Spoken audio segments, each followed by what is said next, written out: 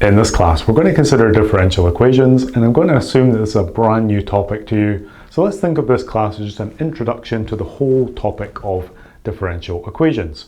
So the equations that you've solved in the past, like linear equations or polynomial equations, the ones where you solve and you get a numerical value solution, they're quite different from differential equations, and primarily because when you solve those types, linear, quadratic, polynomial, you get numerical value solutions. When you solve a differential equation, you don't get a numerical value as a solution, you get a function.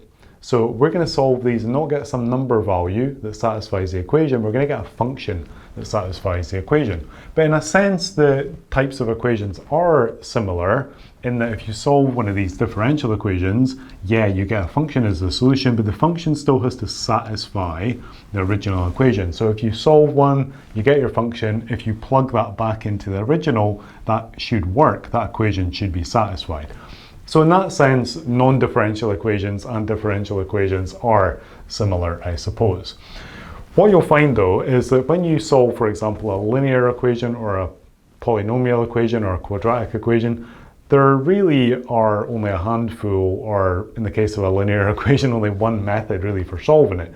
For a linear equation, you separate the variables from the numbers and you get your solution. For a quadratic equation, you factorize, or you could use the quadratic formula. So there's very limited scope in how you go about solving those equations. With differential equations, it's quite different. Every type of differential equation, or I should say every differential equation has a type, and those types all have a different method of solution. So differential equations are difficult. Let's just get that out there now. The truth is that some of them cannot even be solved by an analytical or algebraic means. They can only be solved computationally by a computer, by an algorithm. So they are challenging.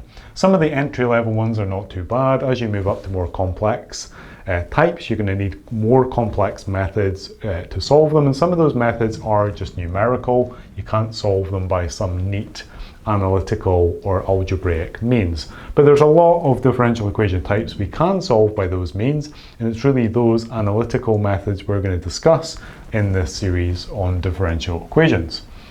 So let's look in a moment at some of the features of differential equations without going into too much detail. But before we do that, let's take a look at a trivial sort of entry-level example of a differential equation. A differential equation is an equation that contains a derivative. It can be a first derivative, or in the case of this one, a second derivative and a first derivative. It can even contain higher order derivatives. The higher the order, as you can imagine, the more complex it is to solve and the more difficult the methods become. But to take this trivial example here, we're saying that the first derivative of some function y, so remember dy dx is a derivative of the function y, some derivative is equal to 4 times x. How could we solve this? And remember, solving it means getting y, getting the function y. What is that function y?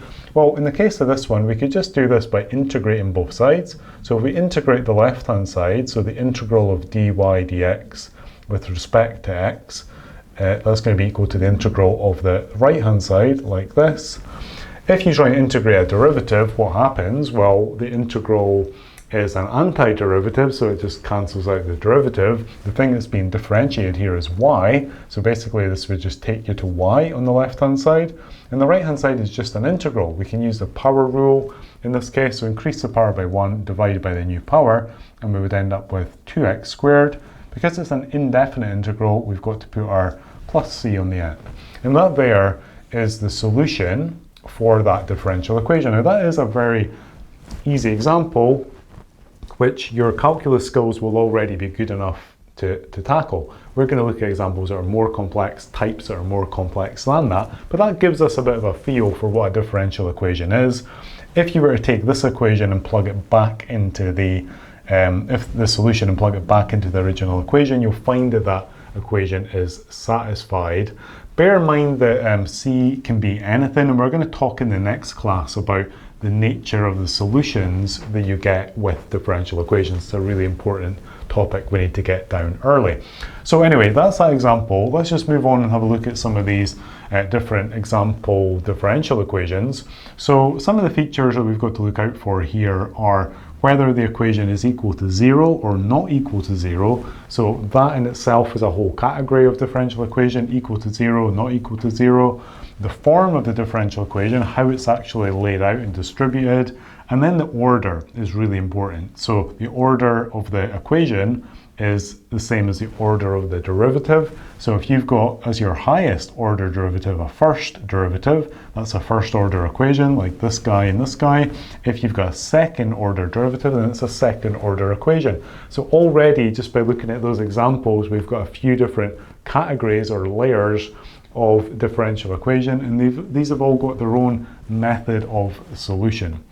So that gives you a bit of a feel for what differential equations are about. In the next class, like I said, we're going to start looking more at what the solution of a differential equation means and just start to feel our way into it before we get into the actual technicalities of differential equations. So I'll see you again soon in the next class.